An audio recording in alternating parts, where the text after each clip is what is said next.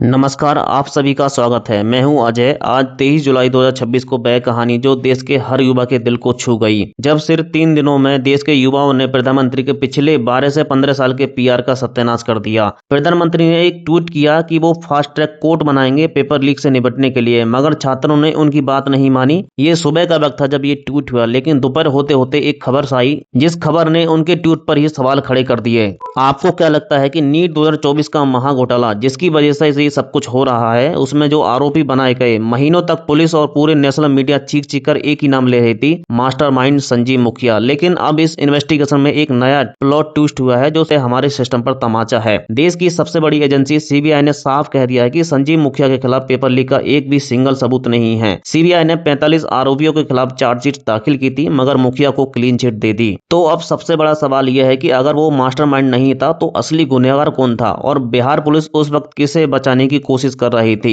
इस पूरे नेक्सस का जो सिरा है, उसकी जो जड़ है, वो इतनी गहरी है कि एक ट्वीट से खत्म नहीं होगी। और ये जो फास्ट ट्रैक कोर्ट का लॉलीपॉप सुबह एक्सपोर्ट किया गया था, उसकी सच्चाई संजीव मुखिया के क्लीन चिट मिलने के बाद समझ आ गई। दूसरी तरफ धर्मेंद्र प्रधान अभी भी अपनी कुर्सी पर चिपके हैं। तीसरी बार संसद में आज अद्भुत काम हुआ। सत्ता पक्ष और विपक्ष दोनों के सांसदों ने हंगामा किया। हंगामा इतना कि ऐसा लग रहा है कि मुद्दा किसका है समझ नहीं आया। जंतर मंतर पर 20 जुलाई को कुछ भी हुआ, उसके बाद सवाल उठे। 28 जून से सौरभ मंच का अनिश्चितकालीन अनशन चल रहा था, और अब संसद तक मार्च के बाद कांग्रेस जनता पार्टी और सैकड़ों छात्र संगठनों का यह कहना है कि पेपर लीक और परीक्षा प्रणाली की गड़बड़ियों के चलते कई अभ्यर्थियों ने कथित तौर पर आत्महत्या कर ली है। मांग सिर्फ इस्तीफे की नहीं है, मुआवजे की भी है। ये ठीक समझ आता है कि, लेकिन यहाँ इतिहास हमें एक चेतावनी देता है। 2024 में जब ये नीट यूजीसी और यूजीसी नेट परीक्षा में गड़बड़ी सामने आई थी, तब भी यही मांग उठी थी इस मंत्री के इस्तीफे की, लेकिन नेशनल टेस्टिंग एजेंसी एनटीए को भंग करने की। 2 साल बीत गए, वही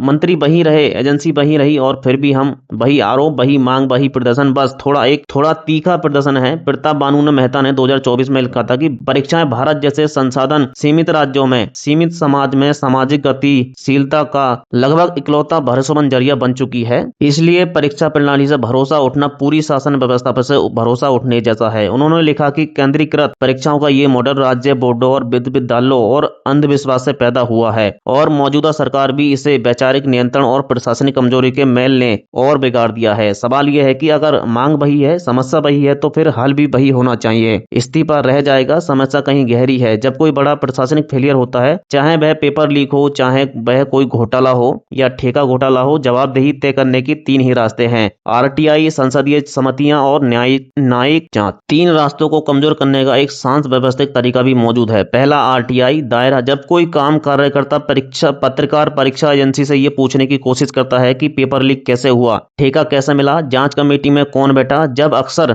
थर्ड पार्टी इंफॉर्मेशन या जांच लंबित होती है, कहकर टाल दिया जाता है कि ये कोई एक विभाग की समस्या नहीं है, ये एक पैटर्न है। दूसरा, लेटरल एंट्री। पिछले कुछ सालों में नीति निर्माण के कई अहम पदों पर सीधी भर्ती की व्यवस्था लाई गई। इस तर्क के साथ विशेषता की जरूरत है। सुनने में ये सुधार लगता है, लेकिन ये सवाल ये है कि नियुक्तियां में जवाबदेही किसकी तय है? या तो कड़वी बात जुड़ती है, या हमने शुरुआत में आपसे कही थी। प्रोफेसर प्रदीप कुमार जोशी, जो आज एनटीए के चेयरमैन हैं, इससे पहले छत्तीसगढ़ और मध्य प्रदेश लोक सेवा आयोग के अध्यक्ष रह चुके हैं। उसके बाद यूजीसी यूपीएससी के अध्यक्ष बनाए गए और 2023 में एनटीए की कमान उनको संभाली गई। आरटीआई कार्यकर्ता अजय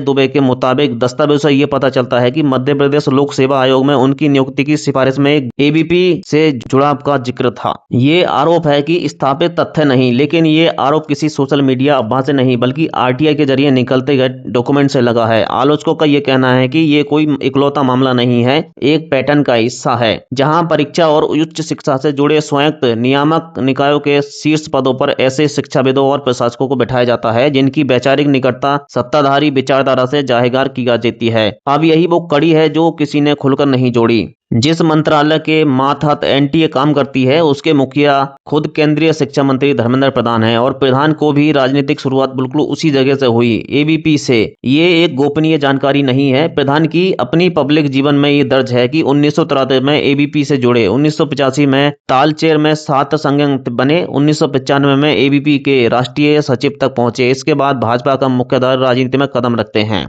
यानी जिस एजेंसी पर सवाल हैं उसकी निगरानी करने वाला मंत्रालय जिस मंत्री के हाथ में है और जिस एजेंसी का चेयरमैन जिस भूमि पर से आया है, दोनों की जड़ें एक ही संगठन से हैं। इत्तेफाक हो सकता है वह किसी बड़े ढांचागत पैटर्न का हिस्सा भी हो सकता है। फैसला आप पर छोड़ता हूं, लेकिन तथ्य आपके सामने जरूरी रखना है। जब जांच करने वाली संस्था का मुखिया और उस संस्था का निगरानी करने वाला मंत्री दोनों ही एक ही वैचारिक पाइपलाइन से आते हैं तो निष्पक्ष स्वतंत्र जांच की उम्मीद करना जनता का हक बनता है। लेकिन जिस दिन डीजी सुबोध कुमार सिंह को हटाएगा, उसी क्रम में ये सवाल उठाएगा कि ये कार्रवाई असल जवाबदेही थी या ऊपर बैठे व्यक्ति को बचाने की एक ढाल थी। यही वह इस्तीफे का नाटक है जिसकी हम बात मान रहे हैं। फर्क सिर्फ इतना है कि यहाँ मंत्री नहीं, संस्था का मुखिया बचा। तीसरा एक और पैटर्न है रिटायरमेंट के बाद इनाम। जो अफसर या नियामक अपने कार्यकाल में सरकार या किसी शक्तिशाली गुट के हितों में अनुकूल फैसले लेता है, रिटायरमेंट के बाद उसकी किसी आयोग, डिविजनल या राज्य पद या कॉर्पोरेट में जगह मिल जाती है। ये भी कोई साजिश का थ्योरी नहीं है, ये भारतीय प्रशासनिक ढांचे में दशकों से चर्चा का विषय रहा है। जरा आप सोच कर देखिए, अगर आप जानते हैं कि आपके फैसले का इनाम रिटायरमेंट के बाद आपको मिलेगा तो आप उस फैसले वक्त किस तरफ झुकेंगे, जनता की तरफ या हाथ की तरफ जो कल आपको वह पद देगा। यही वह फ्रेमवर्क है, सीन वर्सेस सीन। जो दिखता है मंत्री का इस्तीफा वो नहीं दिखता ढांचा जो अगले मंत्री को भी उसी रास्ते पर चलने पर मजबूर कर देगा। और अब सवाल यह है कि ये सब होता क्यों है, कौन चाहता है कि व्यक्ति बदले सिस्टम ना बदले? जवाब सीधा है, क्योंकि व्यक्ति बदलना सस्ता है, सिस्टम बदलना महंगा है। एक मंत्री का इस्तीफा एक हेडलाइन है जो 3 दिन में गुजर जाती है, लेकिन एक आरटीआई कानून का सबसे मजबूत करना है, परीक्षा एजेंसियों का स्वतंत्र ऑडिट अनिवार्य, लेटरल एंट्री में ट्रांसपेरेंसी लाना, यह सत्ता के हर स्तर के लिए क्योंकि इससे वो पूरी व्यवस्था कमजोर हो जाती है, जिससे राजनीतिक वफादारी का संचालन योग्यता से ऊपर चला जाता है।